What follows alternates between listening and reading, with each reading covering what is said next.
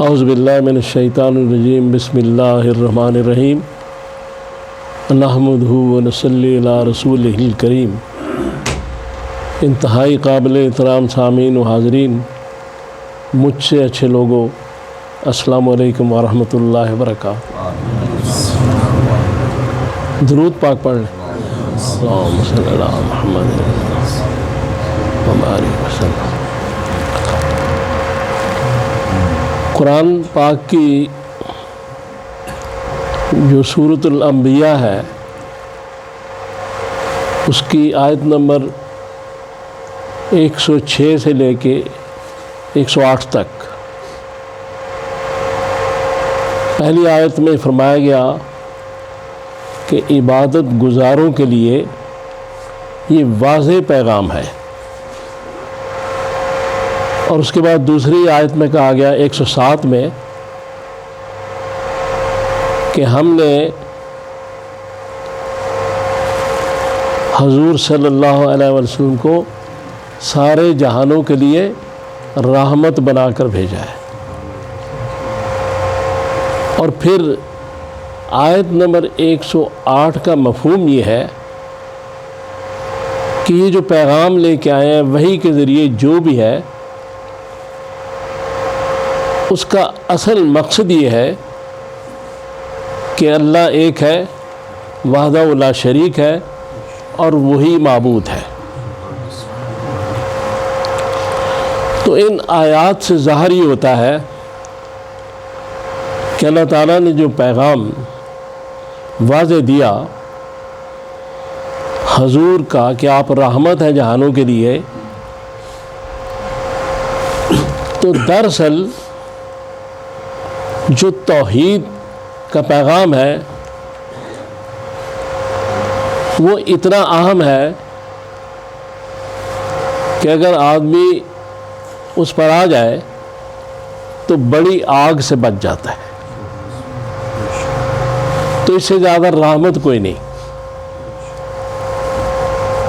تو ان آیات سے محسوس ہی ہوتا ہے کہ پیغام بھی واضح ہے، اور اس کا پیغام پہنچانے والا جو ہے، جو ہدایت دینے والا ہے، جو ذریعہ ہے، جو وسیلہ ہے، اس کو بھی رحمت بنا دی گئی۔ یہ اس لیے کہ مختلف انبیاء کرام کے دور میں شروع سے آدم علیہ السلام سے لے کے بعد میں توحید کا ہی پیغام تھا، لا الہ الا اللہ۔ اور اس میں جو نافرمان ہوتی تھی قومیں،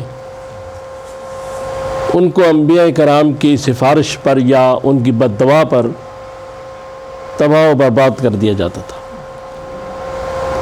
لیکن حضور کو چونکہ رحمت بنا کر بھیجا گیا، اس لیے آپ کے ذمے یہ بھی کام تھا کہ لوگوں کو توحید بھی بتائیں، اور اس طرح بتائیں کہ ان کے لیے آپ سے بد دعا بھی نہ ہو، اور یہ پیغام بھی ان کے دلوں میں اتر جائے۔ تو رسول اللہ صلی اللہ تعالی وسلم بہت بڑا ہدایت کا قرآن اور حضور وسیلہ ہے، اور ہدایت کا یہ آپ منبع بھی ہے، اور اللہ تعالیٰ نے آپ کو اس کا منبع بنایا۔ اب اس کے بعد یہ چیز ہے کہ یہ کہا تو یہ گیا ہے کہ سارے جہانوں کے لیے رحمت ہے، تو اس میں یہ کائنات بھی ہے اور بھی کائناتیں ہیں، لیکن جو کافر ہیں ان کے لیے کیا ہے؟ جو مانتا ہے، جو عبادت گزار ہے، جو ایمان لے آیا، اس کے لیے تو بات الگ ہے کہ حضور صلی اللہ علیہ وسلم نے فرمایا بخاری کے حدیث میں کہ میں مجسم رحمت مجھے بنا کر بھیجا گیا، اور میں اہل ایمان کے لیے ہدیہ ہوں۔ لیکن کافروں کے لیے کیا ہے؟ تو کافروں کے لیے یہی رحمت ہے کہ آپ نے کوئی بد دعا نہیں کی ان کے لیے۔ طائف کے وقت بھی ہر جگہ یہ رحمت ہے کافروں کے لیے، اور سب سے بڑی رحمت تو یہی ہے کہ جو یہ بتا دے کہ اللہ کیا ہے. اس سے بڑی رحمت کیا ہے, اس سے بڑا معجزہ کیا ہے کہ انسان کو اگر اللہ تبارک تعالیٰ کی معرفت عطا ہو جائے تو اس سے بڑا معجزہ ہی کوئی نہیں, کیونکہ انسان پھر اصل میں انسان بن جاتا ہے جب وہ اللہ کو پہچان لیتا ہے, اس کی معرفت حاصل کر لیتا ہے. تو حضور صلی اللہ تعالیٰ علیہ وسلم 40 سال تک,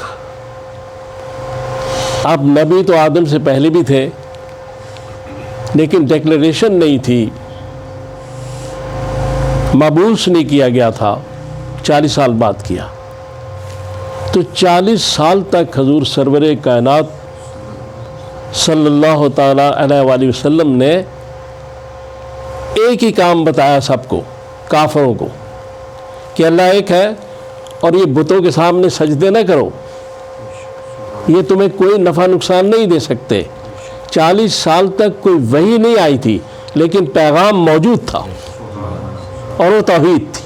جو 40 سال تک حضور صلی اللہ علیہ وسلم اتنی سختیاں برداشت کرتے رہے, اس کے لیے آپ کے راستے بند کیے گئے, کانٹے بچھائے گئے, پانی بند کیا گیا, آپ کو تکلیفیں دی گئیں, آپ کو اس کام کے ہٹانے کے لیے بڑی بڑی دلکش پیشکشیں ہوئیں کہ خوبصورت ترین عورت پہ ہاتھ رکھے ہم نکاح کر دیتے ہیں, پیسہ مال چاہیے دے دیتے ہیں, سرداری چاہیے دے دیتے ہیں. تو آپ نے کہا پیغام تو اتنا اونچا, اتنا اہم ہے کہ اگر تم لوگ میرے ایک ہاتھ میں چاند اور ایک میں سورج بھی رکھ دو تو میں اسے پیچھے نہیں ہٹوں گا, کیونکہ پیغام ہی بہت اونچا ہے. یہ چیزیں تو معنی کوئی نہیں رکھتی, آسمان کی 2 بڑی چیزیں بھی میرے ہاتھ پہ رکھ دیں تو میں اس سے باز نہیں آؤں گا. اور یہ توحید تھی کہ اللہ ایک ہے, آپ کا مالک, رازق, وارث, اولاد دینے والا, شفا دینے والا صرف اللہ ہے. یہ پیغام تھا. رحمت للعالمین کا پیغام توحید تھا, اور رحمت للعالمین ایک بہت بڑا ذریعہ, وسیلہ اس توحید کا اس کائنات میں.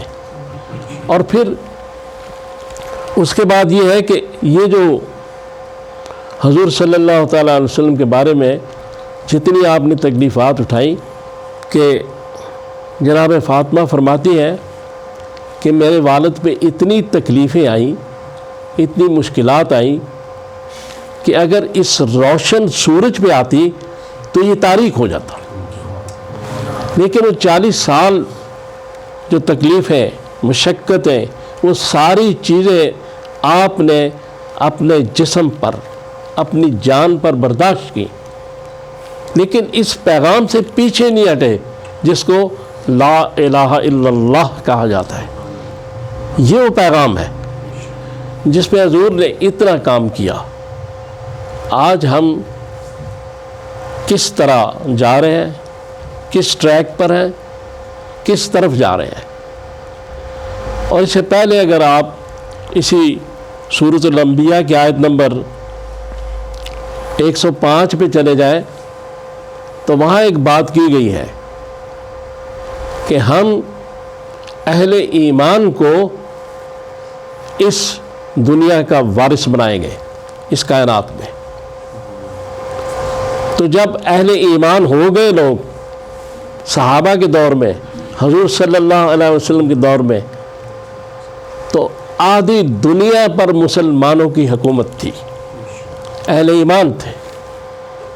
تو جو ہم تنزلی کی طرف آئے, زوال کی طرف آئے, ہم ایمان سے ہٹ گئے, ڈی ٹریک ہو گئے, تو اللہ نے یہ پھر جو کام تھا اس دنیا میں وراثت کا, اور اس دنیا میں ملکیت کا, اور اس دنیا میں عروج کا, وہ کافروں کے سپرد کر دیا.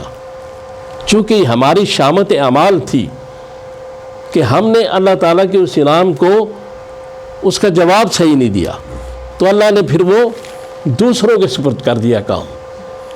لیکن محمد رسول صلی اللہ علیہ وسلم نے اپنی ساری زندگی اور صحابہ کرام نے جو توحید کی شمع روشن کی, اس کی مثال تاریخ میں نہیں ملتی۔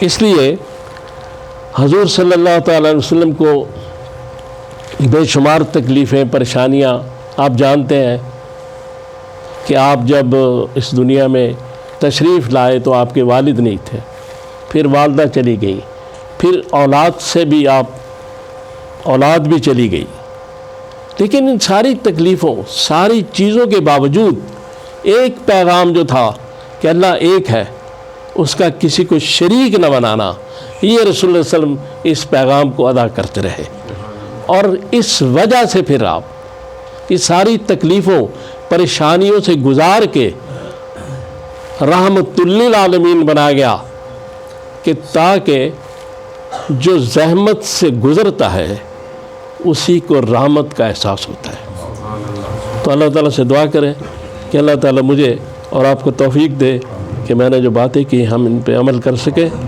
صلی اللہ تعالیٰ علی خیر خلقی محمد و آلہ و صحبہ اجمعین برحمتک یا ارحم۔